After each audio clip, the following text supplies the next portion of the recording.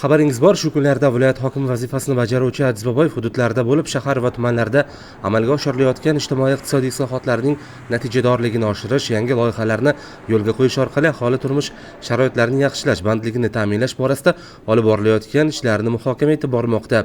Navbatdagi ana shunday o'rganish ishlari viloyatimizning eng olis hududlaridan biri Paxtachi tumanida bo'lib o'tdi. Tumanning Shuhrat Mirzayev g'allachilik klasterida o'tkazilgan yig'ilishda viloyat boshqarmalari, tuman hokimligi va tegishli tashkilotlar rahbarlari ishtirok etishdi.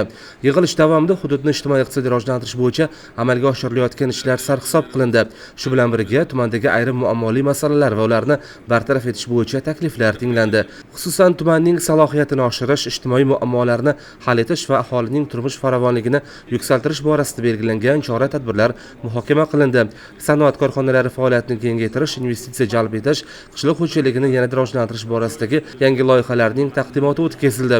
E'tiborli jihati shundaki, islohotlar natijasida tuman hududdan o'tuvchi M37 Samarqand-Buxoro-Turkmanboshi avtomobil yo'lini ta'mirlash, kambag'al oilalarga dehqonchilik va bog'dorchilikni tashkil qilish uchun dehqon xo'jaliklariga suv quduqlarini burg'ulash, nasos agregatlarini sotib olish, tomchilatib sug'orish tizimini o'rnatish va elektr tarmoqlarini tortish, yengil konstruksiyali issiqxonalar tashkil etish uchun 20 ta kambag'al oilaga subsidiya ajratish, Bo'ston mahallasi hududdan o'tuvchi M37 avtomobil yo'li bo'yida tadbirkorlar va hunarmandlar uchun savdo uyi markazini barpo etish, Sog'liqni saqlash boshqarmasi tomonidan Qarnab oilaviy shifokorlik punkti binosini rekonstruksiya qilish, investitsiyalar, sanoat va savdo boshqarmasi va tijorat banklari tomonidan qiymati 143 milliard so'mlik 18 ta investitsiya loyihalarini amalga oshirish belgilangan.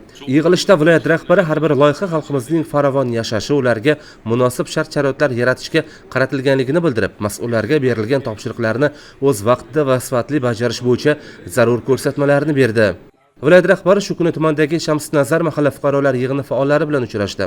Mazkur hududda o'sha davr zamonga mos, ya'ni 1980-yilda shaharcha ko'rinishda kottejlar qurilib, sanatoriya ham faoliyat ko'rsatgan. Bugun bu sanatoriya mavjud bo'lmasa-da, ammo kattagina bog', sport maydoni, yozgi amfiteatr va xiyobon saqlanib qolingan. Mahalla faollarining so'zlariga ko'ra, joriy yilning bahorida tashabbusli budjetda g'olib bo'lib 1,5 milliard so'm Shamsnazar mahallasidagi Xumor futbol o'yingohini ta'mirlash uchun mablag' yutib olingan. Bundan tashqari O'zbekiston Respublikasi Sport vazirligi tomonidan tashabbusli sport elektron platformasida tumanda yuqori natija ko'rsatib, birinchi o'rinni egallagan holda mahalla hududida Workout sport maydonchasi loyihasini qo'lga kiritishgan. Viloyat rahbari mahalla ahlining mana shunday faollikda hayot kechirishlari bu nafaqat tuman, viloyat, balki respublika miqyosida namunali mahalla ekanligidan dalolat berishini bildirib o'tdi. Faollar viloyat rahbariga mahalla hududidagi eski suv minorasining ta'mirtalab ekanligini, undan oqilona foydalanish, ekin-tekinda tomorqani sug'orish, umuman hayotiy ehtiyojlar uchun suv minorasini ta'mirlab berishni so'rashdi. Viloyat rahbari suv ta'minoti korxonasi bilan holat o'rganilib, aholiga ko'mak ko'rsatilishini bildirdi. Mahalladagi qariyb 2 gektarlik bog' ham obodonlashtiriladi, aholidan olish maskaniga aylantiriladi. Bundan tashqari eski foydalanilmayotgan binolardan unumli foydalanish chorasini ham ko'rish bo'yicha mas'ullarga topshiriqlar berildi. Shuningdek, 1978-yilda qurilgan Nuroniylar bog'ini obodonlashtirish masalasi ham muhokama etildi. Ancha yillardan buyon Nuroniylar dam oladigan mehmonxonalari, choyxonalari bor bo'lgan bog' qarovsiz holatga kelib qolgan.